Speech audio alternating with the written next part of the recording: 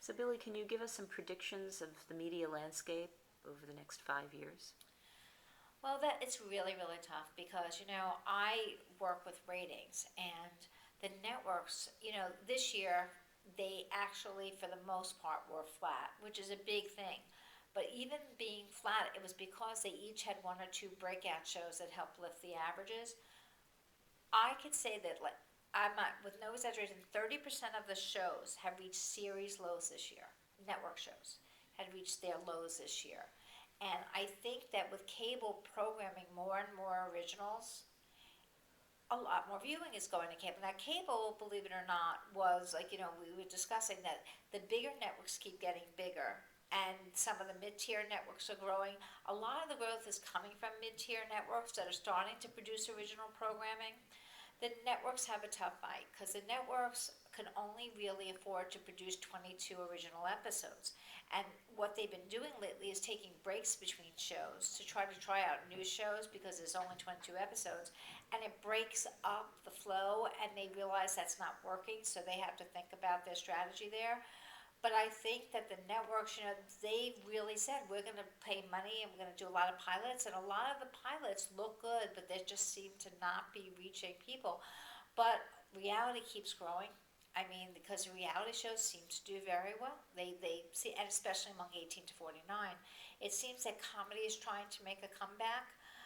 Comedy has a great afterlife in syndication, and if a comedy hits, it's a half hour to produce.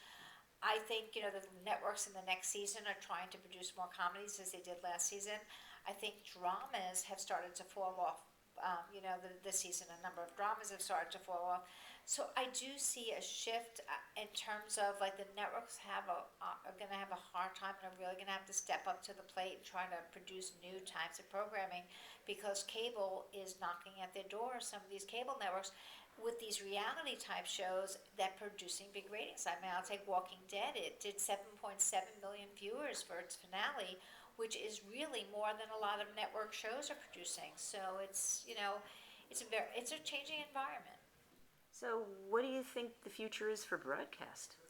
Well, I think broadcast will always be the biggest reach vehicle. I think broadcast TV is not dying. I mean, it is slowly fragmenting.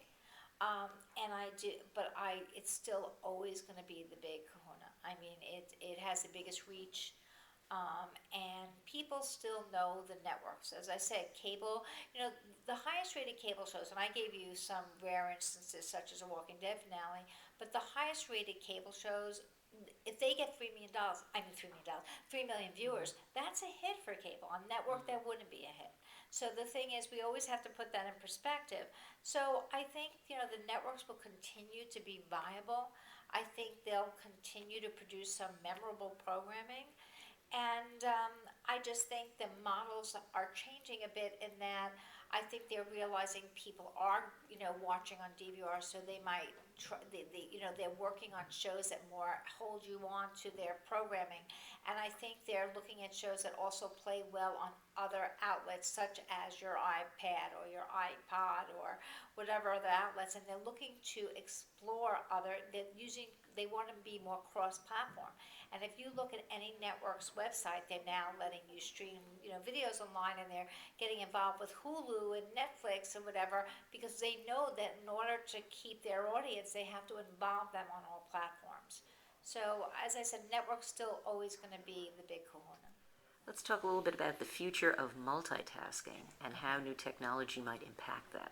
What are your thoughts? Well, that's a thing. When you just were speaking about connected TV, there is also the case where people might use the internet or watch internet videos such as YouTube now through their television. I know a number of people I know do that, and that might take away as from television viewing. But again, that implication might be that it was viewership time that they wouldn't have been watching, but it is a possibility that they decided they're going to watch YouTube videos instead of watching a show that they might have not have cared about that they would have watched on television.